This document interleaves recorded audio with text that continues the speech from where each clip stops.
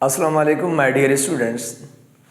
आज हम डिस्कस करेंगे catalytic properties of transition elements. Last time हमने variable oxidation state of transition elements पे डिस्कस किया था। उसके बाद फिर हमने नॉन स्टोइकोमेट्रिक कंपाउंड्स बनाते हैं ट्रांजिशन एलिमेंट्स, उस पर भी डिस्कस किया था। आज हम कैटालिटिक प्रॉपर्टीज़ पढ़ेंगे। ये जो ट्रांजिशन एलिमेंट्स हैं, डी ब्लॉक एलिमेंट्स हैं, ठीक है। ये जो ट्रांजिशन एलिमेंट्स होते हैं ना, डी ब्लॉक वाले एलिमेंट्स, ठीक है। तो ये elements basically as a catalyst के तौर पर इस्तेमाल किए जाते हैं इंडस्ट्रीज़ के अंदर। तो याद रखो, ये जो ट्रांजिशन एलिमेंट्स होते हैं हम इनको एज अ कैटलिस्ट के तौर पर इस्तेमाल करते हैं। इनको डायरेक्ट भी इस्तेमाल करते हैं या इनके कंपाउंड्स को भी इस्तेमाल किया जाता है। मतलब ट्रांजिशन एलिमेंट्स खुद भी एज अ कैटलिस्ट के तौर पर इस्तेमाल होते हैं और उनके कंपाउंड्स भी हम एज अ कैटलिस्ट के तौर पर इस्तेमाल करते हैं। तो मैंने लिखा है the transition elements and their compounds, ठीक है, are widely used as a catalyst in industries. जितनी भी इंडस्ट्रीज है दुनिया में, जनरली हम इन इंडस्ट्रीज के अंदर जो कैटलिस्ट यूज करते हैं वो ज़्यादातर क्या होता है, ट्रांजिशन एलिमेंट्स होते हैं या उनके कंपाउंड्स होते हैं, ठीक है। अब हम ये डिस्कस करेंगे ट्रांजिशन एलिमेंट्स को हम कैटलिस्ट के तौर पर क्यों इस्तेमाल कर दें, या ऐसी क्या ख़ास बातें इन एलिमेंट्स के अंदर जो हम इनको एज अ कैटलिस्ट के तौर पर इस्तेमाल करते हैं। तो हमने यही लिखा है the reason of these metals to be used as catalyst. क्या रीज़न है, इनकी क्या वजूहत हैं जिसकी वजह से हम इन्हें एज अ कैटलिस्ट के तौर पर इस्तेमाल करते हैं, सिर्फ इनको ट्रांजिशन एलिमेंट्स को इस्तेमाल। हालांकि मेटल तो एस ब्लॉक वाले भी हैं, पी वाले भी हैं, लेकिन जनरली हमने कहा कि जो इंडस्ट्रीज़ के अंदर एज अ कैटलिस्ट के तौर पर जो एलिमेंट्स और जो कंपाउंड इस्तेमाल किए जाते हैं वो ट्रांजिशन एलिमेंट्स होते हैं, ठीक है, या उनके कंपाउंड। एक्चुअली इनके चंद रीजंस हैं, मैं आपको डिस्कस करता हूँ जिनकी वजह से हम इनको एज अ कैटलिस्ट के तौर पर इस्तेमाल। पहला रीज़न जो सबसे द मोस्ट इंपॉर्टेंट रीज़न क्या है, दे show the variable oxidation state. ये जो ट्रांजिशन एलिमेंट्स होते हैं ना, ये वेरिएबल ऑक्सीडेशन स्टेट शो करते हैं। इनके अंदर ना वेरिएबल ऑक्सीडेशन स्टेट होती है, एक से ज़्यादा ऑक्सीडेशन स्टेट ये शो करते हैं। तो different oxidation state, variable oxidation state की वजह से ये यूज़ किए जाते हैं एज अ कैटलिस्ट के तौर पर। तो वेरिएबल ऑक्सीडेशन स्टेट की वजह से कैसे कैटलिस्ट के तौर पर काम करते हैं, उसी पे ही हम आपको एग्जांपल देंगे। आपने ये रिएक्शन पढ़ी होगी, आपको पता है कि जैसे ये सल्फर डाइऑक्साइड होता है। आपको पता है जब आप सल्फर डाइऑक्साइड को किसके साथ, ऑक्सीजन के साथ मिलाएंगे तो क्या बन जाता है, आपको पता है ये बन जाता है सल्फर ट्राइऑक्साइड बन जाता है। हमने कहा कि जब सल्फर डाइऑक्साइड के साथ आप ऑक्सीजन मिलाते हैं तो क्या बनता है, सल्फर ट्राइऑक्साइड। तो याद रखो कि यहाँ सल्फर डाइऑक्साइड के साथ ऑक्सीजन डायरेक्ट नहीं मिलता, अगर मिलेगा तो काफ़ी टाइम लगेगा, ये बहुत स्लो रिएक्शन। लेकिन हम चाहते हैं कि सल्फर डाइऑक्साइड जल्दी जल्दी में सल्फर ट्राइऑक्साइड में कन्वर्ट हो। तो इसके लिए हम क्या यूज़ करते हैं, आपको पता है, इसके लिए हम यूज़ करते हैं V2O5, वेनाडियम पेंटॉक्साइड यूज़ करते हैं। अब वेनाडियम क्या है, ट्रांजिशन एलिमेंट से, ये उसका कंपाउंड है जो हम यूज़ करते हैं। यहाँ क्या काम करता है, अब V2O5 यहाँ पे एज अ कैटलिस्ट का काम करता है। अब कैसे कैटलिस्ट का काम करता है देखें, एक्चुअली आपको पता है ये जो V2O5 है वेनाडियम पेंटॉक्साइड, अगर हम बात करें वेनाडियम पेंटॉक्साइड की तो ये V2O5, ये वेनाडियम पेंटॉक्साइड है ना, इसके वेनाडियम के ऊपर आपको पता है यहाँ पर जो चार्ज होती है वो कितनी होती है, यहाँ पर वेनाडियम के ऊपर चार्ज होती है +5 चार्ज होती है। कितनी चार्ज होती है, +5 ऑक्सीडेशन स्टेट होती है यहाँ पर, ठीक है। एक्चुअली अब इसके ऊपर ना +5, क्योंकि आपको पता है एक ऑक्सीजन के ऊपर 2 माइनस होती है तो 5 के ऊपर 10, तो एक के ऊपर कितनी होगी, ठीक है, इस तरीके से 2 वेनाडियम।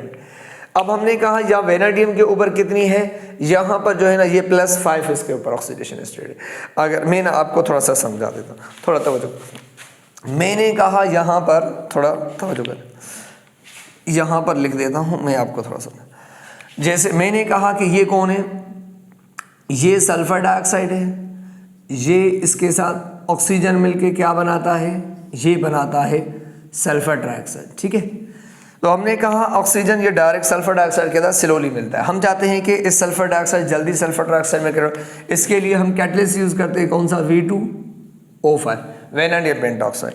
तो मैं बात करूं वेनाडियम पेंटॉक्साइड की, अगर मैं बात करूं तो ये जो वेनाडियम पेंटॉक्साइड है ना, ये वेनाडियम पेंटॉक्साइड, आपको पता है एक ऑक्सीजन के ऊपर ना 2 माइनस चार्ज होती है, तो 5 ऑक्सीजन के ऊपर 10, और जब -10 चार्ज होगी तो कंपाउंड में प्लस भी 10 होगी, तो एक वेनेडियम के ऊपर कितनी होगी, +5 होगी। ठीक है, अब मैं एक बात बताऊं आपको, अब हमने कहा कि वेनेडियम +5 की फॉर्म में और इसके बाद 5 ऑक्सीजन है। अब वेनेडियम पेंटॉक्साइड क्या करता है, ये जो वेनेडियम पेंटॉक्साइड है ना, ये अपना ऑक्सीजन ना इसको देता है, किसको देता है, ये अपना ऑक्सीजन V2O5 किसको देगा, SO2 को देगा, और जैसे ही SO2 को अपना ऑक्सीजन देगा तो SO2 किस में तब्दील हो जाएगा, ये SO3 में चला जाएगा। लेकिन ये जो वेनाडियम पेंटॉक्साइड है, वेनाडियम पेंटॉक्साइड ये किस में चेंज हो जाएगा, ये चेंज हो जाएगा V2O4 में चेंज हो जाएगा। ठीक है, तो वेनाडियम पेंटॉक्साइड क्या करता है, अपना ऑक्सीजन किसको, SO2 को देता है, जिससे ये SO3 बन जाता है, और फिर V2O5 किस में चेंज हो जाता है, ये चेंज हो जाता है किस में, V2O4 में, और V2O4 में यहाँ पर वेनाडियम की ऑक्सीडेशन स्टेट क्या होगी, ये -2 एक ऑक्सीजन पे, ठीक है, और 4 पे 8, तो यहाँ पर ये कितनी होगी चार्ज, यहाँ पे +4 हो जाएगी, और होल ब्रैकेट 2 हो जाएगा। अब मुझे एक बात बताओ, वेनाडियम अपना ऑक्सीजन क्यों देता है, और ये जल्दी देता है, फास्ट देता है, तो वेनाडियम पेंटॉक्साइड अपना ऑक्सीजन देगा SO2 को, ठीक है, और फिर +5 से खुद किसमें, +4 में चला जाता है। क्यों देता है, वो इसलिए देता है कि वेनाडियम एक से ज्यादा ऑक्सीडेशन स्टेट में, वेरिएबल ऑक्सीडेशन स्टेट शो करता है। वेनाडियम कहता है कि मैं अगर इसको ऑक्सीजन दूंगा तो मैं +4 की फॉर्म में भी रह सकता हूं, तो ये +5 की फॉर्म में एक ऑक्सीजन इसको देगा तो फिर +4 में चला जाएगा, तो जब +4 में चला जाएगा तो भी रह सकता है, क्योंकि ऑक्सीडेशन स्टेट एक से ज्यादा शो करता है, तो ये +4 में चला जाएगा। अब ये +4 में जैसे ही चला जाएगा तो फिर ये क्या करेगा, वेनाडियम पेंटॉक्साइड ये फिर इस ऑक्सीजन के साथ मिल जाएगी, ये ऑक्सीजन ले लेगा, ये ऑक्सीजन लेगा, फिर जैसे ये ऑक्सीजन लेगा तो फिर वापस किस में चला जाएगा, फिर ये चेंज हो जाएगा किसमें, V2O5 के अंदर कन्वर्ट हो जाएगा। जैसे ही ऑक्सीजन लेगा तो V2O5 में चला जाएगा, तो फिर दोबारा इसकी ऑक्सीडेशन स्टेट क्या हो जाएगी, दोबारा इसकी ऑक्सीडेशन हो जाएगी +5 बन जाएगी। ठीक है, तो सिंपली ये क्या काम कर रहा है, V2O5 अपना ऑक्सीजन SO2 को देता है, खुद +4 में चला जाता है, अपने ऑक्सीडेशन स्टेट चेंज कर लेता है, फिर क्या करता है, फिर दोबारा वो जो ऑक्सीजन पड़ा होता है उसको इसके साथ मिल जाता है जल्दी, फिर उसके साथ मिलके दोबारा V2O5 में कन्वर्ट हो जाता है। तो यहाँ पे क्या कर रहा है, एज अ कैटलिस्ट का काम करता है। अगर इसकी ऑक्सीडेशन स्टेट चेंज नहीं होती तो फिर V2O5 कभी भी अपना ऑक्सीजन SO2 को नहीं देता, तो फिर ये रिएक्शन भी फास्ट नहीं होती, ठीक है, ये स्लो ही होती। इसलिए V2O5 क्या कर रहा है, अपनी ऑक्सीडेशन स्टेट वेरिएबल की वजह से अपना ऑक्सीजन इसको देता है, फिर +5 से +4 में चला जाता है, फिर वहां से ऑक्सीजन लेता है, फिर V2O5 बना लेता है, फिर इसको ऑक्सीजन देगा। तो यहाँ पर V2O5 का काम क्या है, वो V2O5 क्या करता है, अपना ऑक्सीजन SO2 को देता है, सल्फर डाइऑक्साइड में तब्दील कर देता है, फिर खुद क्या करता है, ऑक्सीजन ले लेता है, फिर V2O5 बन जाता है। तो ये ऐसा क्यों कर रहा है, क्योंकि इसकी ऑक्सीडेशन स्टेट वेरिएबल होती है, तो मतलब वेनाडियम +5 में और +4 में भी रह सकता है। तो क्या करता है, एक ऑक्सीजन देकर अपने ऑक्सीडेशन स्टेट चेंज कर लेता है, +4 में चला जाता है, फिर ऑक्सीजन लेता है, फिर +4 से वापस +5 में चला जाता है। अगर इसकी ऑक्सीडेशन स्टेट चेंज नहीं होती तो फिर कभी भी ये अपना ऑक्सीजन नहीं देता, तो फिर ये रिएक्शन फास्ट नहीं होती। तो इसी वजह से हम इसको इस्तेमाल करते हैं एज अ कैटलिस्ट के तौर पर, due two variable oxidation state की वजह से। ठीक है, तो पहला रीजन ये दे show the variable oxidation state हो गया। ठीक, अब उसके बाद क्या है, दूसरा रीजन क्या है। अगर हम दूसरे रीजन की बात करें तो ये दो बाद में मैं आपको समझाती हूँ। They provide a suitable surface area where gases absorb. दूसरा रीजन ये भी है कि इनको कैटलिस्ट के तौर पर इस्तेमाल करते हैं। उसका सेकंड रीजन ये है कि ये जो डी ब्लॉक एलिमेंट्स, ये जो ट्रांजिशन एलिमेंट्स होते हैं ना, इनके एटम्स के अंदर एम्प्टी स्पेस होता है, होल्स होते हैं, पोर्स, जिनको हम इंटरस्टिशियल्स कहते हैं। जैसे आपको पता है, जैसे मैं यहाँ पर मिसाल देकर आपको समझा देता हूँ। एक्चुअली क्या है ना, यहाँ पर अगर आप देखें, जैसे ये है, ये सपोज करें ये एक आयरन है, ठीक है, ये आयरन, ये यहाँ पर ये आयरन का एटम है, ठीक है, और यहाँ पर भी ये आयरन का एटम है, और यहाँ पर भी ये एक आयरन का एटम है। इसी तरह यहाँ पर भी एक आयरन का एटम है, यहाँ पर भी एक आयरन का एटम है, और यहाँ पर भी एक आयरन का एटम। अब आयरन के एटम आपस में क्या के मिले हुए हैं, कनेक्टेड, ठीक है। इस तरीके सपोज करें, आपको पता है ये जो ट्रांजिशन एलिमेंट्स होते हैं, मेटल्स होते हैं ना, इनके एटम सीक्वेंस में मिले थे, और इनके दरमियान में ना एम्प्टी स्पेस होता है। क्या होता है, छोटे छोटे पोर्स होते हैं, ये होल्स होते हैं, ठीक है।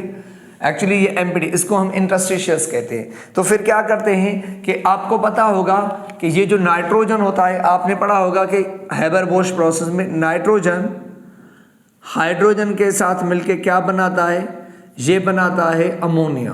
क्या बनाता है? अमोनिया बना। अब आपको पता है ये जो नाइट्रोजन और हाइड्रोजन आपस में बहुत स्लो मिलते हैं। जब ये स्लो मिलेंगे तो अमोनिया भी बहुत लेट बनेगा, तो मतलब ये बहुत ही स्लो रिएक्शन होगी। ठीक है, बिल्कुल। तो हम क्या करते हैं, इनको मिलाने के लिए हम क्या करते हैं, जहां पर ना आयरन इस्तेमाल करते हैं एज अ कैटलिस्ट के तौर पर। ठीक है, तो आयरन क्या करता है, इन दोनों को मिला देता है और अमोनिया में कन्वर्ट कर देता है। वो कैसे, मैं आपको बताऊं। ये जो आयरन होता है ना, इनके अंदर पोर्स होते हैं। क्या करते हैं? ये पोर्स होते हैं। तो अब आयरन क्या करता है कि ये जो अमोनिया होता है, ये नाइट्रोजन है मान लो, और ये क्या है, ये हाइड्रोजन है। ठीक है, अब अमोनिया क्या करता है, ये आयरन क्या करता है ट्रांजिशन, ये ना नाइट्रोजन और हाइड्रोजन डायरेक्ट नहीं मिल पाते, तो आयरन क्या करता है, आयरन अपना ना इनको सरफेस एरिया प्रोवाइड करता है। सरफेस एरिया का मतलब है इनके ऊपर क्या होते हैं, छोटे छोटे पोर्स होते हैं, होल्स होते हैं। ठीक है, एम्प्टी स्पेस होते हैं आयरन के पास। तो ये आयरन क्या करता है कि अपना सरफेस एरिया प्रोवाइड करता है। तो ये क्या करते हैं कि ये जो छोटे छोटे मॉलिक्यूल्स है नाइट्रोजन और हाइड्रोजन, ये क्या करते हैं, इनको प्रेशर देते हैं। तो ये नाइट्रोजन और हाइड्रोजन के जो मॉलिक्यूल्स है ना, वो इन पोर्स के अंदर चले जाते हैं।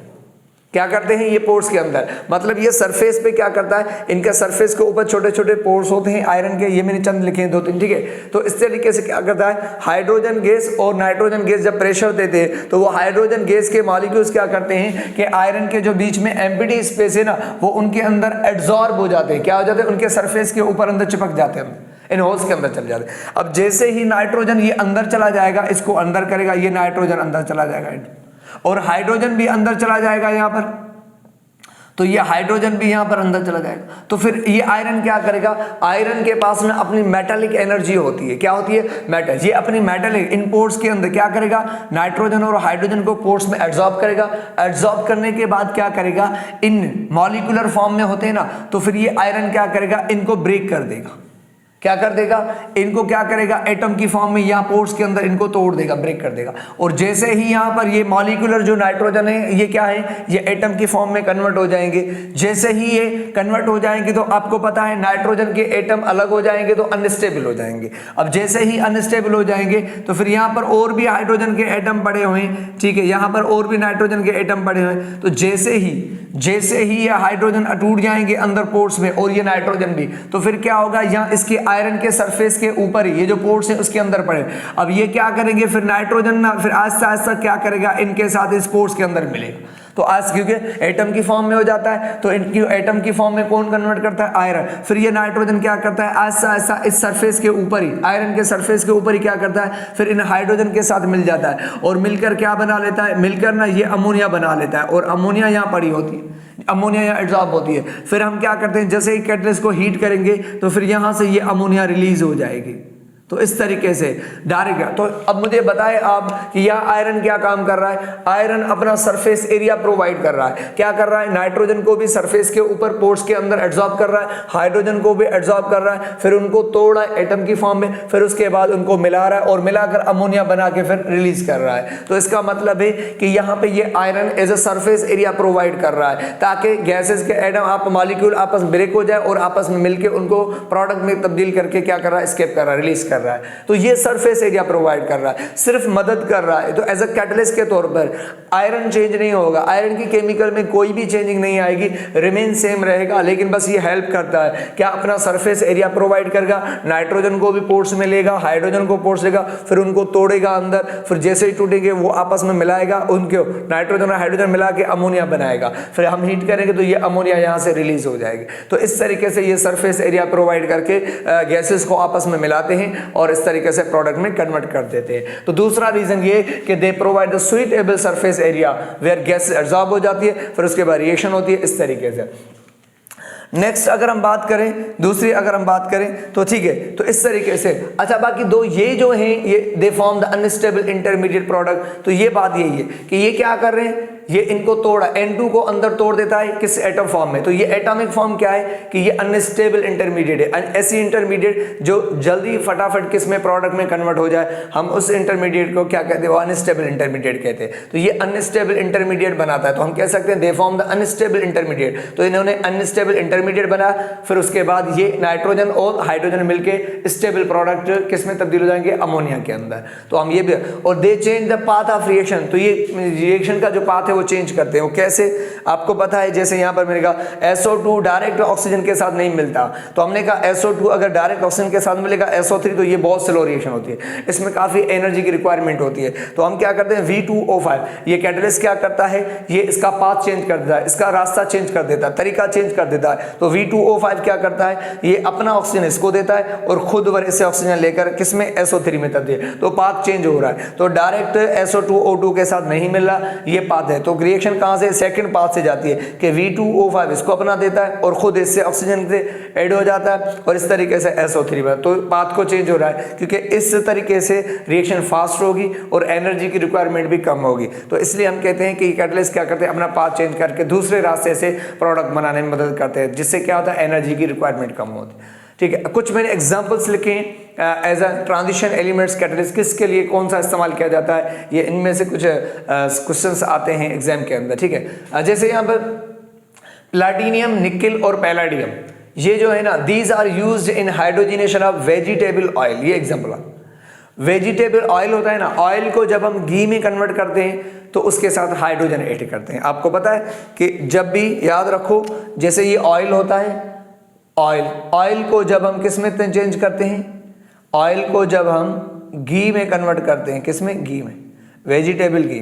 जैसे ही ऑयल को आप घी में कन्वर्ट करेंगे तो इसके साथ ना क्या करेंगे, हाइड्रोजन मिलाएंगे। क्या करते हैं, याद रखो, ऑयल के साथ घी कैसे बनता है, जब ऑयल के साथ हाइड्रोजन ऐड होगा तो ये घी बन जाता है। लेकिन हाइड्रोजन डायरेक्ट ऐड नहीं होता, हाइड्रोजन को मिलाने के लिए हमें क्या यूज करना पड़ता है, कैटलिस्ट। कौन सा वाला, निकिल। तो ये निकिल क्या करता है, ये हाइड्रोजन गैस पहले एब्जॉर्ब करता है, फिर इसको तोड़ता है और तोड़कर इस ऑयल के साथ ऐड कर देता है। तो ऑयल के साथ ऐड करेगा और जिससे ये घी बनता जाएगा। तो ये एमसीक्यूज पूछा जाता है जनरली कि जब ऑयल की हाइड्रोजिनेशन करवाते हैं, जब ऑयल को घी में कन्वर्ट करते हैं तो कौन सा कैटलिस्ट यूज किया जाता है। वैसे तो यहाँ प्लैटिनम, निकिल और भी हैं दी, लेकिन जनरली जो यूज किया जाता है अगर आपसे पूछे तो वो निकिल होता है, क्योंकि निकिल सस्ता होता है इनके मुकाबले में, प्लैटिनियम और पैलाडियम के मुकाबले में सस्ता होता है। तो इसलिए हम निकिल को यूज करते हैं ज्यादातर हाइड्रोजिनेशन में। वैसे तो हाइड्रोजिनेशन प्लैटिनियम और पैलाडियम से भी हो सकती है, लेकिन जनरली हम निकिल से इस्तेमाल करते हैं। वो निकिल इसलिए इस्तेमाल करते हैं क्योंकि ये काफी चीपर होता है, इनके मुकाबले में सस्ता होता है, तो इसलिए हम इसको यूज करते हैं। ठीक है, तो मैंने कहा हाइड्रोजिनेशन ऑफ वेजिटेबल ऑयल को वेजिटेबल घी में कन्वर्ट करने के लिए क्या इस्तेमाल करते हैं, निकिल। बहुत इंपॉर्टेंट। ठीक है, अच्छा, सिर्फ इसके लिए नहीं, मैंने कहा जो सैचुरेशन ऑफ अल्कीन, ये जो अल्कीन होते हैं जिसमें carbon to carbon double bond, और ये जो अल्काइन होते हैं जिसमें carbon to carbon triple bond, इनको जब अल्कीन और अल्काइन को किसमें, अल्केन में carbon to carbon single bond, जब अल्कीन और अल्काइन के साथ हाइड्रोजन ऐड करके अल्केन में तब्दील करते हैं तो भी हम ये कैटलिस्ट यूज करते हैं। तो हमने कहा कि हम सैचुरेशन ऑफ अल्कीन और अल्केन, मतलब हाइड्रोजिनेशन ऑफ अल्कीन और अल्काइन, अल्कीन और अल्काइन के साथ जब हाइड्रोजन ऐड करते हैं तो भी हम ये कैटलिस्ट यूज करते हैं। यही मदद करते हैं हाइड्रोजन को इनके साथ मिलाने में, और जैसे ही इनके साथ हाइड्रोजन मिल जाता है तो फिर ये अल्केन में चेंज हो जाते हैं। तो ये जनरली ये कैटलिस्ट हैं जो हाइड्रोजिनेशन के तौर पर इस्तेमाल की जाती है, मतलब हाइड्रोजन ऐड करवाने में मदद करते हैं। नेक्स्ट अभी पढ़ा iron use in synthesize of ammonia. Ammonia बनाने में आपको पता है, अमोनिया के लिए बनाने के लिए कौन सा कैटलिस्ट, अभी का अमोनिया कैसे बनता है, नाइट्रोजन और हाइड्रोजन से मिलकर बनता है ना अमोनिया। तो इनको कौन मिलाता है, कौन सा, ये आयरन। अभी जैसे हमने पढ़ा, ठीक है, तो आयरन इनको पोर्स में एब्जॉर्ब कर फिर इनको मिला देता है। तो याद रखो आयरन यूज, अमोनिया के प्रोसेस बनने में कौन सा, आयरन।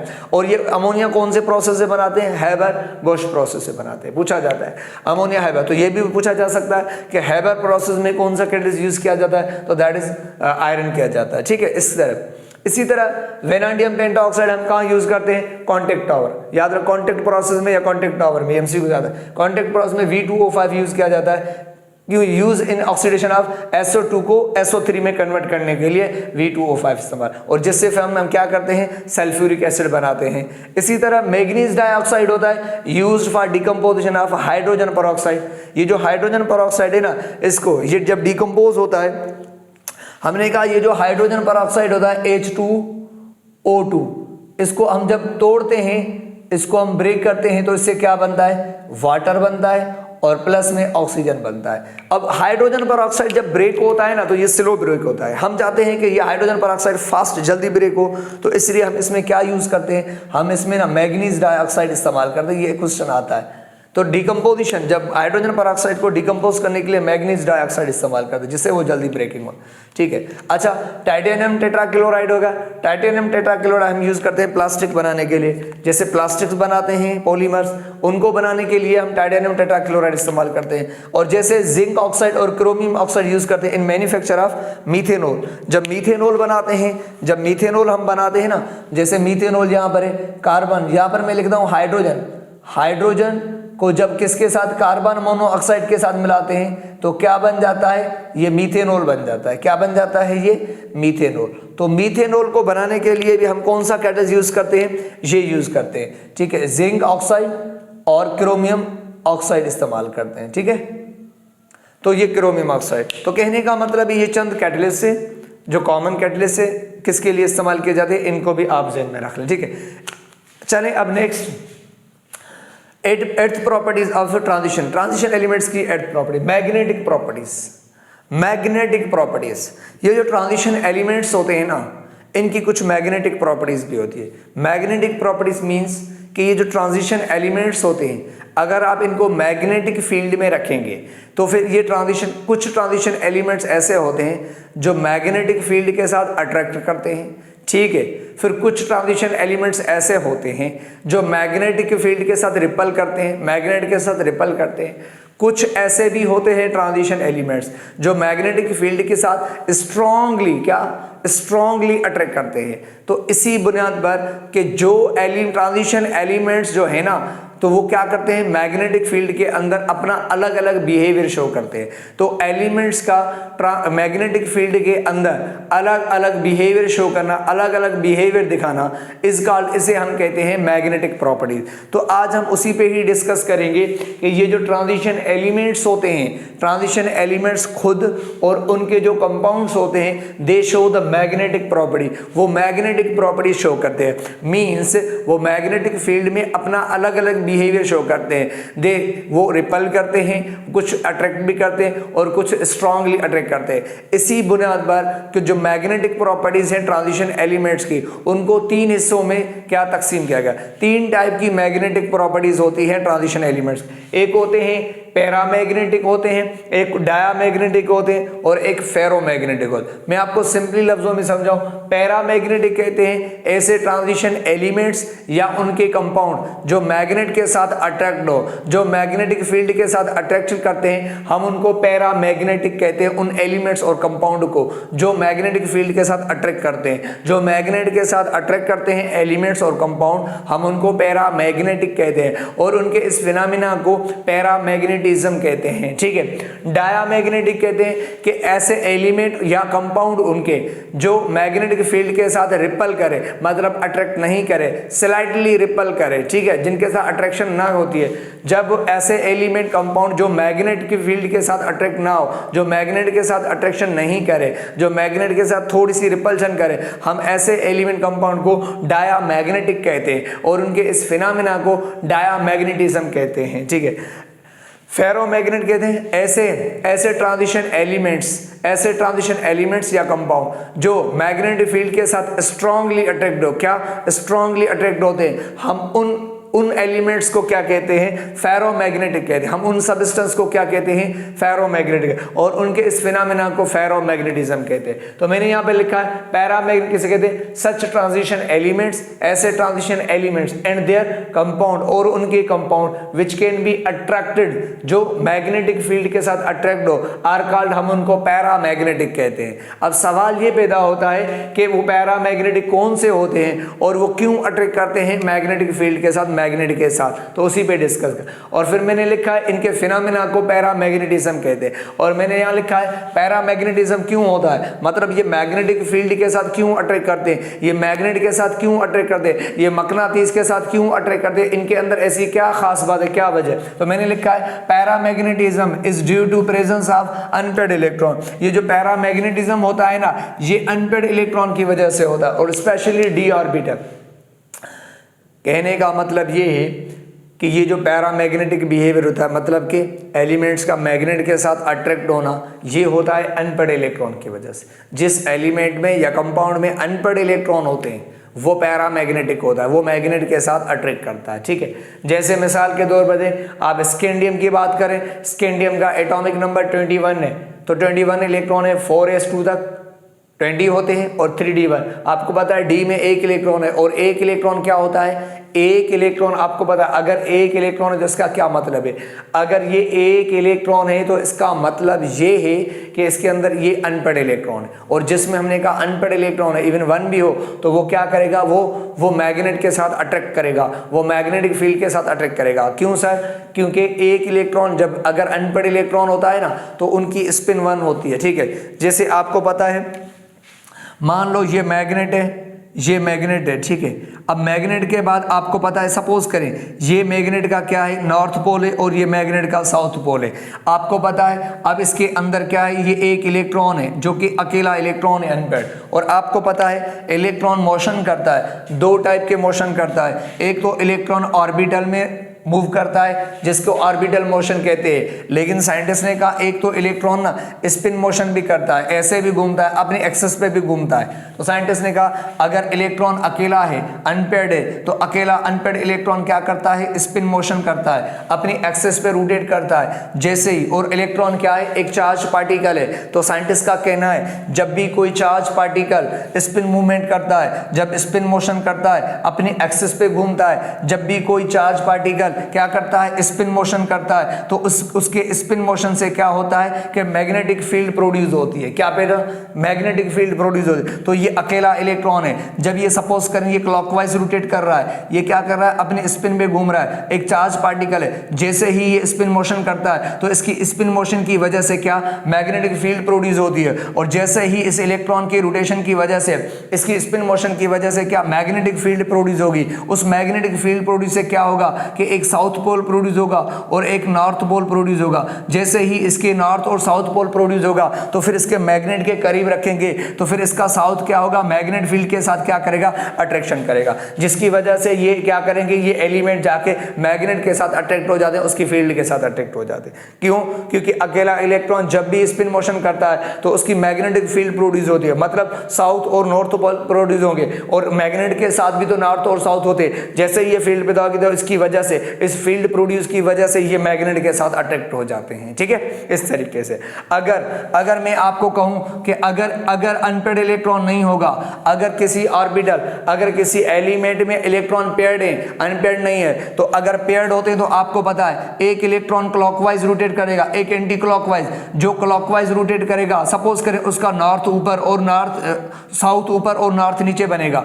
जो हमने कहा उस ऑर्बिटल में एक और भी इलेक्ट्रॉन है जो अपोजिट स्पिन में मूव कर रहा है, जो एंटी क्लॉकवाइज मूव कर रहा है। जब एंटी क्लॉकवाइज मूव करेगा तो इसका नॉर्थ ऊपर बनेगा और इसका साउथ, तो इसका नॉर्थ और साउथ के साथ अट्रैक्शन होगी, तो कैंसिल आपस में, और इसकी नॉर्थ और साउथ के साथ अट्रैक्शन होगी, जिसकी वजह से इनकी फील्ड आपस में कैंसिल हो जाती है, अट्रैक्ट हो जाती है। तो इस वजह से बाहर मैग्नेट होगा तो मैग्नेट का यहाँ साउथ और नॉर्थ होगा। तो हमने कहा कि जब इलेक्ट्रॉन पेयर्ड होते हैं तो पेयर की फॉर्म में उनकी जो मैग्नेटिक फील्ड प्रोड्यूस होती है वो आपस में एक दूसरे के साथ अट्रैक्ट हो जाती है। जब आपस में कैंसिल हो जाती है, अट्रैक्ट हो जाती है, तो बाहर कुछ भी मैग्नेटिक फील्ड नहीं जाएगी। तो हमने कहा आपस में कैंसिल हो गए तो मैग्नेट के करीब रखेंगे तो फिर ये मैग्नेट के साथ अट्रैक्ट नहीं करेंगे क्योंकि इनकी फील्ड आपस में कैंसिल हो गई।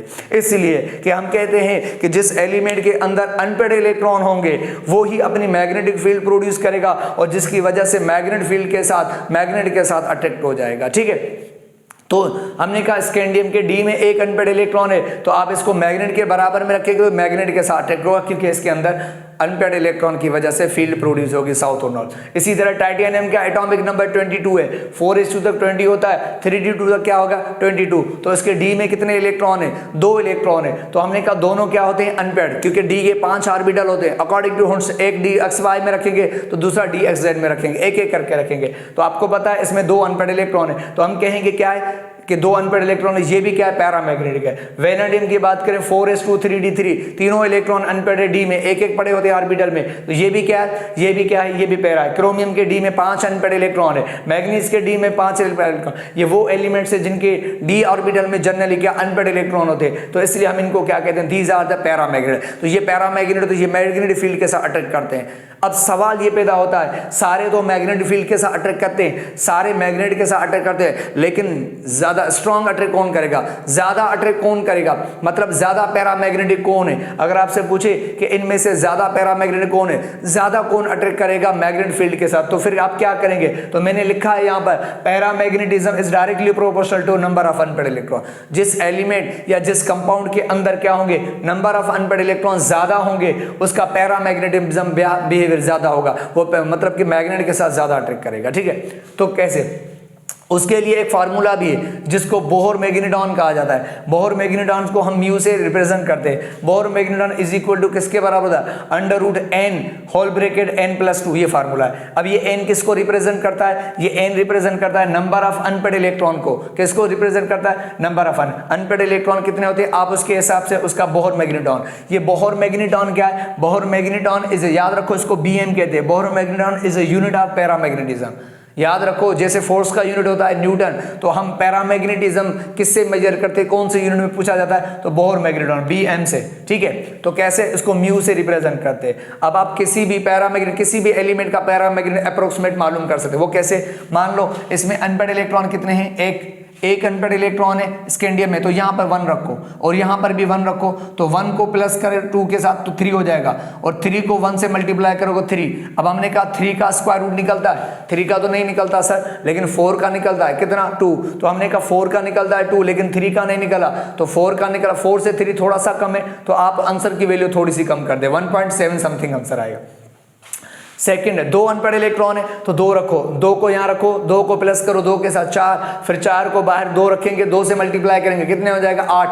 8 का स्क्वायर रूट अंडर रूट निकलता है नहीं, लेकिन 9 का तो निकलता है, उसके बराबर तो निकल रहा है ना 9 का, तो आप 9 के हिसाब से कितना आता है आंसर, 3 आता है। लेकिन अगर 8 इलेक्ट्रॉन है तो 8 की वजह से 3 से थोड़ा कम आएगा, तो इसका स्क्वायर रूट 8 का जो स्क्वायर रूट निकलेगा वो 3 नहीं, उससे थोड़ा कम होगा, मतलब कि कितना होगा 2 पॉइंट समथिंग जो भी होगा। ठीक है, मतलब 2.7 या 6 समथिंग होगा। इस तरीके से आपका 2 पॉइंट अगर 7 समथिंग है ऑप्शन, तो आप उसको टिक करेंगे। अगर 3 इलेक्ट्रॉन है तो 3 रखोगे, 3 + 2 5, 3 + 2 5, 5 को 3 से मल्टीप्लाई करेंगे, कितना हो जाएगा, तो कितना हो जाएगा, 3 को मल्टीप्लाई करेंगे 15 हो जाएगा। 15 का स्क्वायर रूट अंडर रूट नहीं निकलता, तो आप एक काम करें 16 का तो निकलता, 16 के हिसाब से कितना आता है 4 आता है, लेकिन हमने कहा 15 के हिसाब से 4 से थोड़ा कम आएगा, तो मतलब 3.76 या समथिंग ये आएगा, तो आप इसका ऑप्शन में इस तरीके से आप निकाल दें, अप्रोक्सीमेट बता सकते हैं आप।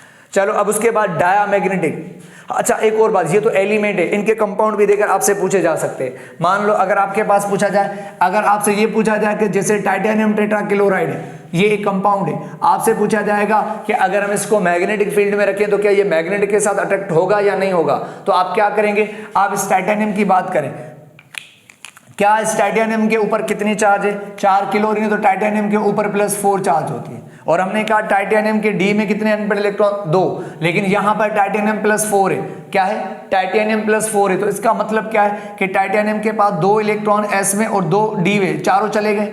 हमने कहा टाइटेनियम +4 के, अब बताओ कि टाइटेनियम के पास कितने इलेक्ट्रॉन है अनपेयर्ड। आप कहेंगे सर अब तो एक भी अनपेयर्ड नहीं है, क्योंकि टाइटेनियम के पास क्या थे 4s में 2 और 3d में 2, तो इसने टाइटेनियम ने क्या किया, चारों इलेक्ट्रॉन क्लोरीन के दे दिए। जब चारों इलेक्ट्रॉन इन्होंने क्लोरीन को दे दिए, तो टाइटेनियम के ऊपर +4 चार्ज है, और इस +4 की वजह से इसके डी में अनपेयर्ड इलेक्ट्रॉन नहीं है, तो हमने कहा कि अब ये टाइटेनियम +4 की फॉर्म में ये क्या होगा, ये डायामैग्नेट, ये मैग्नेट के साथ अटैक नहीं करेगा, क्योंकि इसके अंदर अनपेयर्ड इलेक्ट्रॉन है। तो बहुत सारे आयन भी होते हैं जिनके अंदर अनपेयर्ड इलेक्ट्रॉन नहीं है। जब अनपेयर्ड इलेक्ट्रॉन नहीं है, चाहे वो एटम हो चाहे आयन हो, अगर अनपेयर्ड नहीं है तो वो पैरा भी नहीं है। ठीक है, इसे में रखना।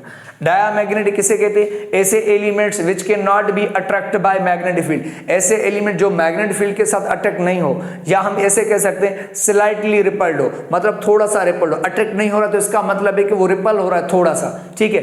ऐसे सब्सटेंस को हम डायामैग्नेटिक कहते हैं, ठीक है। और ऐसे फिनोमेना को डायामैग्नेटिज्म, और डायामैग्नेटिज्म क्यों होता है? Due to absence of the unpaired electron, जिसमें अनपेड इलेक्ट्रॉन नहीं होता, स्पेशली डी ऑर्बिटल में, कि अगर अनपेड इलेक्ट्रॉन नहीं होगा तो वो ऑलमोस्ट क्या होंगे? वो डायामैग्नेटिक, वो मैग्नेटिक के साथ अटैक नहीं करेंगे, वो मैग्नेटिक फील्ड के अंदर अटैक नहीं करेंगे। जैसे कॉपर और जिंक की बात करें, अगर हम बात करें कॉपर की, कॉपर का 29 एटॉमिक, 4s1 3d10। अब आप मुझे बताओ इसके डी में कितने इलेक्ट्रॉन है? 10, और 10 इलेक्ट्रॉन क्या होते हैं? ये पेयर्ड होते हैं, क्योंकि 10 के इलेक्ट्रॉन, इसमें इसका मतलब है कि इसमें अनपेड इलेक्ट्रॉन नहीं है। 10 के 10 ही क्या है? पेयर्ड की फॉर्म है। 5 ऑर्बिटल होते हैं डी में, 2 इलेक्ट्रॉन पड़े हुए हैं पेयर्ड की फॉर्म में, तो हम कह सकते हैं कॉपर के डी में अनपेड इलेक्ट्रॉन है। आप कहेंगे सर 4s में तो है, 4s में है, लेकिन जो s के अंदर अनपेड इलेक्ट्रॉन होता है, इसकी इतनी इसकी वजह से इतनी फील्ड प्रोपर्टीज नहीं होती कि वो मैग्नेट के साथ अट्रैक्ट करे, तो इसलिए हम क्या करते हैं? इसको निग्लेक्ट कर देते हैं, क्योंकि कॉपर मैग्नेटिक फील्ड के साथ अट्रैक्ट नहीं करता। तो पता चला 4s का जो अनपेड इलेक्ट्रॉन है वो इतना इफेक्टिव नहीं होता जिसकी वजह से वो अट्रैक्ट करे, तो इसलिए हम इसको ऑलमोस्ट क्या डायामैग्नेटिक काउंट करते हैं। तो ये भी एक डायामैग्नेट, हमें डी के ऊपर फोकस करना चाहिए। तो डी में अनपेड इलेक्ट्रॉन नहीं है तो हम क्या कहेंगे? कॉपर क्या है? डायामैग्नेट, कॉपर एक मैग्नेट के साथ अट्रैक्ट नहीं करता। इसी तरह जिंक का एटॉमिक नंबर 30, 4s2 3d10। तो मुझे बताओ जिंक के अंदर भी अनपेड इलेक्ट्रॉन नहीं है। जब अनपेड इलेक्ट्रॉन नहीं है तो हम क्या कहेंगे? ये भी क्या है? अनपेड नहीं है ना, तो इसका मतलब क्या है? कि ये भी डायामैग्नेट, ये भी मैग्नेट के साथ अटैक नहीं करेगा।